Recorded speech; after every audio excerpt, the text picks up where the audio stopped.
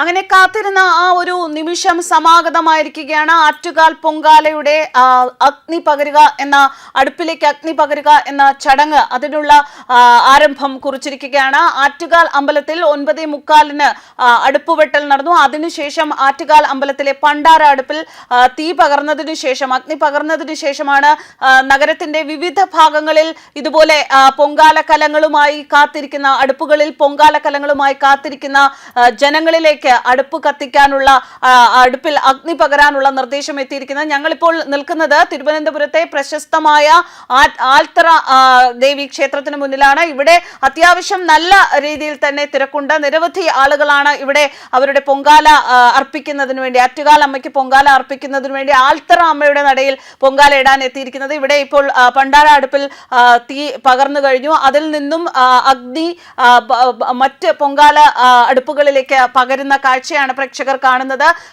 അമ്മേ ശരണം, ദേവി ശരണം വിളികളാണ് നമുക്കിവിടെ മുഴുവൻ മുഖരിതമാകുന്നത്. ഓരോ സ്ത്രീകളും കാത്തിരുന്ന ആ ഒരു നിമിഷത്തിലേക്കാണ് ഇപ്പോൾ ആറ്റുകാൽ പൊങ്കാല എത്തി നിൽക്കുന്നത്. എല്ലാവരും വളരെ ഭക്തി നിർഭരമായി, പലരുടെയും കണ്ണുകൾ നിറയുന്നുണ്ട്. കാത്തിരുന്ന ആ ഒരു നിമിഷം സമാഗതമായി.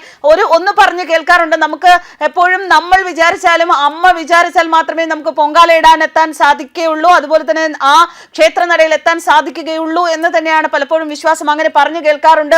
അതിനുവേണ്ടി കാത്തിരുന്നവർക്ക് ആ ഒരു നിമിഷം, തങ്ങളുടെ പൊങ്കാല അടുപ്പുകളിലേക്ക് അഗ്നി പകരുന്ന ആ ഒരു നിമിഷം കാണുമ്പോൾ അവരുടെ കണ്ണുകൾ നിറയുകയാണ്. അത് കഴിഞ്ഞ് ഉടനെ തന്നെ അവർ അടുത്ത നടപടികളിലേക്ക് കടക്കുകയാണ്, അടുത്ത സ്റ്റെപ്പിലേക്ക് കടക്കുകയാണ്. അമ്മയ്ക്ക് പൊങ്കാല അർപ്പിക്കാൻ ഇനി ഒരു നിമിഷം പോലും വൈകരുത് എന്നുള്ള ആ ഒരു ഉറച്ച തീരുമാനത്തോടു കൂടി അവർ അടുത്ത തിരക്കിലേക്ക് കടക്കുകയാണ്. ഓരോ മുഖത്തും അമ്മയ്ക്ക് വേണ്ടിയുള്ള പൊങ്കാലയും അതുപോലെ തന്നെ അമ്മയുടെ നാമങ്ങളും മാത്രമാണ്. പല പ്രായത്തിലുള്ളവരാണ് ഇവിടെ ഉള്ള. ചെറിയ കുട്ടികളുണ്ട്, വലിയ പ്രായമുള്ള അമ്മമാരുണ്ട്, മിഡിൽ ഏജിലുള്ള ആൾക്കാരുണ്ട്. പക്ഷെ അവരുടെ എല്ലാവരുടെയും മുഖത്ത് ഒരേ ഒരു ഭാവം മാത്രം, ഭക്തി നിറഞ്ഞ ഭാവം മാത്രമാണ്. ഇതാണ് പ്രശസ്തമായ ആറ്റുകാൽ പൊങ്കാലയുടെ മനോഹരമായ ഒരു നിമിഷം, ഒരു മുഹൂർത്തം എന്ന് പറയാം. ആ മുഹൂർത്തമാണ് ഇപ്പോൾ സമാഗതമായിരിക്കുന്നത്. ലക്ഷക്കണക്കിന് സ്ത്രീകൾ പങ്കാളികളാകുന്ന ആറ്റുകാൽ പൊങ്കാല ചടങ്ങാണ് ഇപ്പോൾ ഇവിടെ കാണുന്നത്. ഉച്ചയ്ക്ക് 2:15 പൊങ്കാല നിവേദ്യം. വിവിധ വകുപ്പുകളുടെ ഏകോപനത്തോടെ വളരെ മനോഹരമായ, വളരെ ഓർഗനൈസ്ഡ് ആയിട്ടുള്ള സൗകര്യങ്ങളാണ് ഏർപ്പെടുത്തിയിട്ടുള്ളത് എന്ന് ആറ്റുകാൽ ഭഗവതി ക്ഷേത്രം ട്രസ്റ്റ് ഭാരവാഹികൾ അറിയിച്ചിട്ടുണ്ട്.